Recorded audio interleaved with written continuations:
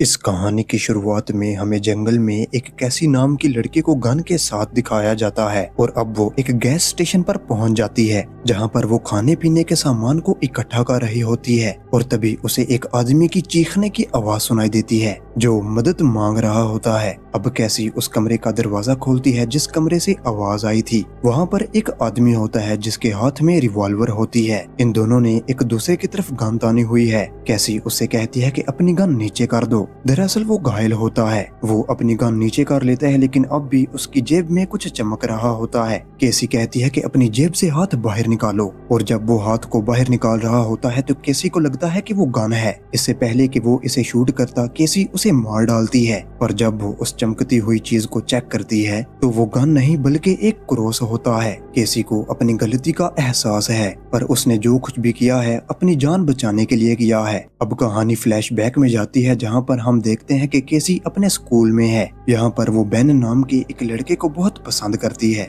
अब कैसी जब अपने घर आती है तो वो न्यूज देखती है तो उसे पता चलता है कि अर्थ पर एक एलियन शिप आया है और ये न्यूज होती है व्हाइट हाउस की तरफ से, जिसका मतलब ये है कि ये न्यूज पूरी तरह से ऑथेंटिक है। साइंटिस्ट ने इन एलियंस को नाम दिया होता है अदर्स का। अब 10 दिन बीत जाते हैं और 10 दिनों के बाद ये एलियन शिप पहली वेव को छोड़ता है जो कि इलेक्ट्रिक मैग्नेटिक पल्स होती हैं और इसकी वजह से धरती पर जितने भी इलेक्ट्रॉनिक्स की चीजें होती हैं और जो भी इलेक्ट्रिसिटी होती है पूरी तरह से खत्म हो जाती है, जिस वजह से मोबाइल बंद हो जाते हैं। सड़कों पर जो गाड़ियां होती हैं वो आपस में टकराने लगती हैं, साथ ही आसमान से प्लेन कटी हुई पतंग की तरह नीचे गिरने लगते हैं। इससे पूरी दुनिया में खलबली मच जाती है। सब के सब यहाँ से यानी कि शहरों से सेफ जगह पर जाना चाहते हैं। कैसी भी अपने परिवार के साथ इस घर को छोड़कर चली जाती है जहाँ पर वो बचपन से रह रही थी। अब एक दिन जब वो नदी के किनारे अपने भाई के साथ पानी भर रही होती है तभी एलियन शिप दूसरी वेव छोड़ता है जो कि अर्थ प्लेनेट को पूरी तरह से बदल देता है,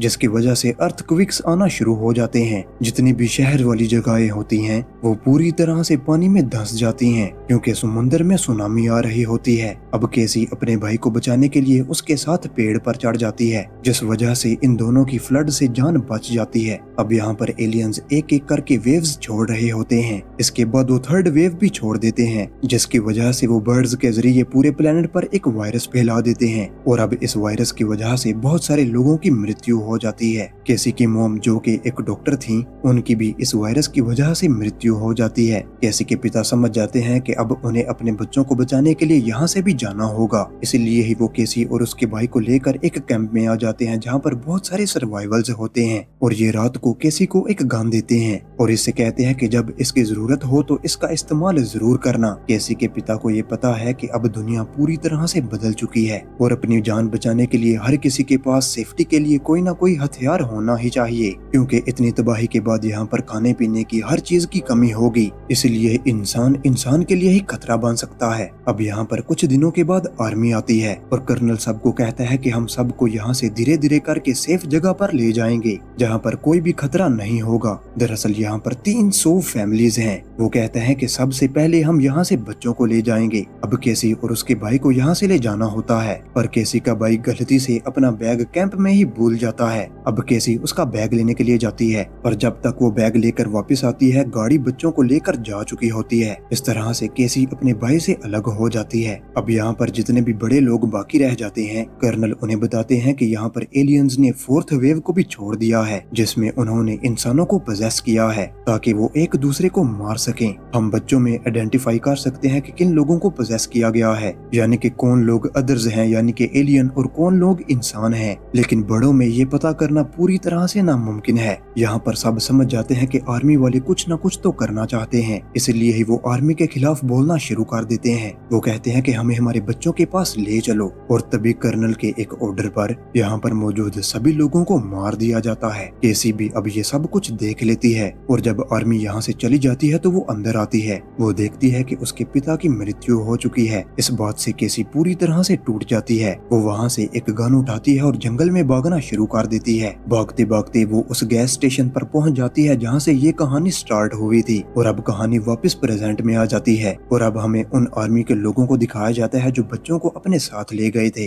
वो सभी बच्चों को एक कैंप में ले जाते हैं। यहाँ पर बेन भी होता है जिसे कैसी पसंद करती थी। बेन को डॉक्टर के पास ले जाया जाता है। वो डॉक्टर इसे बताती है कि जो एलियंस हैं जिन्हें अदर्स कहा जाता है वो इंसानों के दिमाग पर अपना काबू लेकर एक दूसरे को मार रहे हैं और हम इन बच्चों को ट्रेन करके उन अदर्स के खिलाफ इस्तेमाल करना चाहते हैं। जहाँ पर बेन का चेकअप होता है वो भी पूरी तरह से ठीक होता है, पर उसकी गर्दन के पीछे एक ट्रैकर इंजेक्ट कर दिया जाता है ताकि वो कहीं भी जाए तो उसकी इंफॉर्मेशन आर्मी के पास हो। दरअसल यहाँ पर जितने भी बच्चे हैं उन सब की बॉडी में ट्रैकर डाल दिया गया है। इसके बाद कर्नल यहाँ पर आते हैं और वो सब बच्चों को कहते हैं कि तुम सबको योद्धा यानी कि फाइटर बनना होगा ताकि जब भी 5th वेव आए तो उसके खिलाफ तुम लोग लड़ सको। वहीं हम केसी को देखते हैं जो अपने भाई को किसी भी कीमत पर ढूंढना चाहती है और जब वो सड़क पर पहुंचती है तो कोई उसके पांव पर गोली मार देता है जिससे वो जख्मी होकर नीचे गिर जाती है। तभी वहाँ पर इवान नाम का एक लड़का आता है जो केसी को अपने साथ अपने घर ले जाता है और फिर उसके पैर का इलाज करता है। केसी जब होश में आती है तो वो इवान से पूछती है कि मेरी गन कहाँ है। वो कहता है कि मुझे नहीं पता। दरअसल इवान ने केसी के बारे में सब कुछ उसकी डायरी में पढ़ लिया होता है। केसी कहती है कि मुझे आर्मी यूनिट तक जाना है क्योंकि वहाँ पर मेरा भाई है और मैं वहाँ जाकर अपने भाई को बचाना चाहती हूँ। केसी अब ये जानती है कि इस वक्त वो उस तरफ नहीं जा सकती क्योंकि उसका पाँव जख्मी है। अब कुछ दिनों के बाद जब वो थोड़ा बेटर फील करती है तो वो खिड़की के पास आती है और बाहर देखती है जहाँ इवान लकड़ियाँ काट रहा होता है और अब उसे मौका मिल जाता है। वो घर को सर्च करना शुरू कर देती है और लकड़ी के नीचे उसे अपनी गन मिल जाती है। इससे इसको इवान पर शक हो जाता है क्योंकि इवान ने तो इससे कहा था कि इसके पास उसकी गन नहीं है, इसीलिए वो वहाँ से भागना शुरू कर देती है। लेकिन जल्द ही इवान इस तक पहुंचकर इसे पकड़ लेता है और वो इसका मुंह दबा लेता है ताकि इसकी आवाज बाहर ना निकले। यानी कि यहाँ पर चारों तरफ अदर्स हैं, यानी कि वो इंसान जिन्हें एलियंस ने अपने कब्जे में कर रखा है और ऐसे इंसान दूसरे इंसानों को मार डालते हैं। इवान अब केसी को समझाकर वो घर वापस ले आता है और इसे समझाता है कि मैंने तुम्हें गन के बारे में इसलिए नहीं बताया क्योंकि मुझे डर था कि कहीं तुम मुझे ही ना मार दो। इस पर केसी कहती है कि मुझे आर्मी कैंप तक जाना है। इवान कहता है कि अब तुम्हारा पैर ठीक है, आज शाम को ही हम उस तरफ निकल जाएंगे। और अब शाम को ये दोनों के दोनों इस जगह से आर्मी कैंप की तरफ निकल पड़ते हैं। इवान रास्ते में केसी को ये भी सिखाता है कि किस तरह से अपने आप को बचाना है। वहीं आर्मी कैंप में हमें कर्नल को दिखाया जाता है जो बेन से कहता है कि मैं तुम्हें एक मिशन पर भेज रहा हूँ। वहाँ तुम्हें उन इंसानों को जिनको एलियंस ने पोजेस कर रखा है, जिन्हें अदर्स कहा जाता है, उन्हें मारना होगा।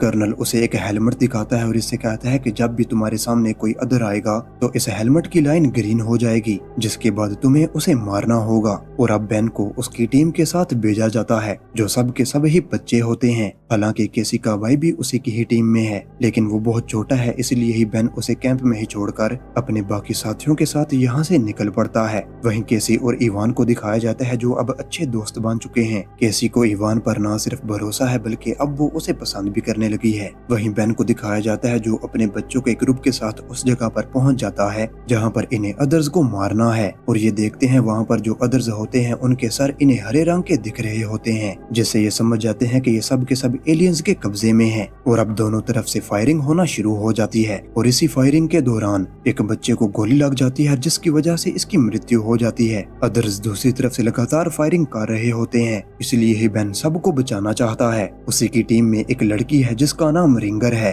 वो एक बस को ब्लास्ट करती है जिसकी वजह से सारे के सारे अदर्स जो इन पर गोलियां चला रहे होते हैं वो डिस्ट्रैक्ट हो जाते हैं। और अब बेन इन सब को लेकर एक सुरक्षित जगह पर आ जाता है। अब वहाँ पर रिंगर भी आती है। रिंगर इन सब चीजों से परेशान हो चुकी है, इसलिए ही उसके सर पर जो ट्रैकर होता है वो इस ट्रैकर को निकाल देती है। और जैसे ही वो ट्रैकर निकालती है तो यहाँ पर जितने भी बच्चे होते हैं उन सबको रिंगर का स्कल ग्रीन दिखना शुरू हो जाता है। सब के सब ही उसकी तरफ गन तान देते हैं, लेकिन यहाँ पर बेन कुछ न कुछ समझ चुका है और अब वो भी अपना ट्रैकर निकाल देता है, जिसके बाद सब बच्चों को उसका भी स्कल ग्रीन दिखना शुरू हो जाता है। और अब बेन यहाँ पर सब कुछ समझ चुका है। वो समझ जाता है कि ये पूरा का पूरा एक ट्रैप है। जिन्हें ये अदर्स समझ रहे हैं वो अदर्स नहीं बल्कि आम इंसान हैं, और जिन लोगों ने यानी कि आर्मी वालों ने इन्हें यहाँ पर इंसानों को अदर्स कहकर मारने को भेजा है, दरअसल वो खुद ही अदर्स हैं। और एलियन की जो 5th वेव है वो यही बच्चे हैं जिन्हें मैनिपुलेट करके उन्होंने इंसानों को मारने के लिए तैयार किया है। इसके बाद सभी अपने ट्रैकर्स को निकाल देते हैं। बेन इन सब को यहाँ से जाने के लिए कहता है और कहता है कि तुम सब लोग वापस कैंप में कभी ना आना। वो रेंगर से कहता है कि तुम मुझे शूट करो, क्योंकि वो वापस कैंप में जाना चाहता है। वहाँ पर केसी का भाई है जो कि बहुत ही छोटा है और बेन उसे वहाँ पर अकेला नहीं छोड़ना चाहता। और जब कर्नल इसे देखेगा कि इसे शूट किया गया है तो उसे इस पर यकीन हो जाएगा। वहीं हम केसी और इवान को देखते हैं, जहाँ केसी के ऊपर अदर्स हमला कर देते हैं, लेकिन इवान उसकी जान बचाने के लिए अदर्स को मार डालता है। केसी को समझ में आ जाता है कि इवान भी एक अदर है। अब इवान इसे बताता है कि हाँ, मैं भी अदर्स में से ही एक हूँ, लेकिन अब मैं पहले जैसा नहीं रहा और यहाँ पर एलियंस इस अर्थ पर पहली मर्तबा नहीं आए, ये पहले भी यहाँ पर आ चुके हैं। मैं भी एक अदर था, मैं इंसानों को मारना चाहता था, पर मैंने जब तुम्हें देखा तो मुझे तुमसे प्यार हो गया, जिस वजह से मेरी अंदर की इंसानियत जाग उठी। मैंने पहली मर्तबा तुम्हें गैस स्टेशन पर देखा था, मैं तुम्हें मारना चाहता था, लेकिन मैं तुम्हें मार नहीं पाया, बल्कि मैंने ही तुम्हें बचाया। जिस इंसान ने तुम्हारे पैर पर गोली मारी थी उसका निशाना मेरी वजह से चुका, लेकिन अब केसी उस पर विश्वास नहीं करती, इसलिए यहाँ से वो अकेले ही जाने लगती है। इवान उसे बताता है कि आर्मी ऑफिसर्स खुद अदर्स हैं और वो बच्चों को फिफ्थ वेव की तरह इस्तेमाल कर रहे हैं ताकि वो इंसानियत को पूरी तरह से धरती से खत्म कर दें। अब केसी किसी तरह से उस जगह पर पहुंच जाती है जहां पर आर्मी कैंप है। केसी को कैंप के अंदर ले जाया जाता है। इसके बाद वो डॉक्टर इसका चेकअप करती है, लेकिन वो डॉक्टर के ऊपर हमला करके उसकी ड्रेस पहनकर अपने भाई को ढूंढने के लिए निकल पड़ती है। बेन भी इसी कैंप में ही होता है, पर कर्नल को पता चल जाता है कि बेन इससे झूठ बोल रहा है और इसे धोखा दे रहा है। दरअसल बेन ने कहा होता है कि सभी बच्चे मारे गए। कर्नल को पता है कि वो झूठा है, इसलिए ही कर्नल अपने आदमी से कहता है कि इसे पकड़कर जेल में बंद कर दो। और जब वो आदमी इसे ले जा रहा होता है तो तभी वहाँ पर ब्लास्ट होना शुरू हो जाते हैं और इस मौके का फायदा उठाकर बेन उस आर्मी अफसर पर हमला करके वहाँ से भाग जाता है। तभी उसे केसी मिलती है। ये दोनों फैसला करते हैं कि किसी भी तरह से केसी के भाई को ढूंढेंगे और जब ये इसके भाई को ढूंढ रहे होते हैं तो तभी इनके सामने इवान आ जाता है। इवान केसी को बताता है कि 10 मिनट में ये पूरी की पूरी जगह ब्लास्ट हो जाएगी, तुम्हारे पास सिर्फ 10 मिनट हैं। और अब ये एक बार फिर से केसी के भाई को ढूंढना शुरू कर देते हैं। केसी को उसका भाई मिल जाता है और जब ये उस कैंप से बाहर निकलते हैं तभी ये देखते हैं कि कर्नल सब बच्चों को प्लेन्स में बिठाकर यहाँ से लेकर जा रहा है। बेन, केसी और उसका भाई भी यहाँ से भाग रहे होते हैं और तभी कैंप में ब्लास्ट हो जाता है। ये धरती फटना शुरू हो जाती है। कर्नल केसी और इसके भाई को देख लेता है, वो इनके ऊपर फायरिंग भी करता है, पर तभी यहाँ पर बेन के साथी आ जाते हैं जिन्होंने अपना ट्रैकर निकाल लिया था और फिर वो जंगल में भाग गए थे। वो इन तीनों को गाड़ी में बिठाकर यहाँ से ले जाते हैं। अब कर्नल को भी यहाँ से निकलना पड़ता है और इस तरह से केसी और ये लोग बच जाते हैं। और अब यहाँ पर जितने भी बच्चे बचे होते हैं वो कहते हैं कि अब हम नई जिंदगी की शुरुआत करेंगे और जितने भी बच्चे हैं जो कर्नल यानी कि अदर्स के कब्जे में हैं, ये सब मिलकर उन्हें बचाएंगे। और अब इसी के साथ ही ये कहानी यहीं पर ही खत्म हो जाती है। मैं उम्मीद करता हूँ कि आपको ये वीडियो पसंद आई होगी और अगर आपको ये कहानी पसंद आई तो इसे लाइक कर देना और चैनल को सब्सक्राइब कर देना और अब मिलते हैं अगली वीडियो में।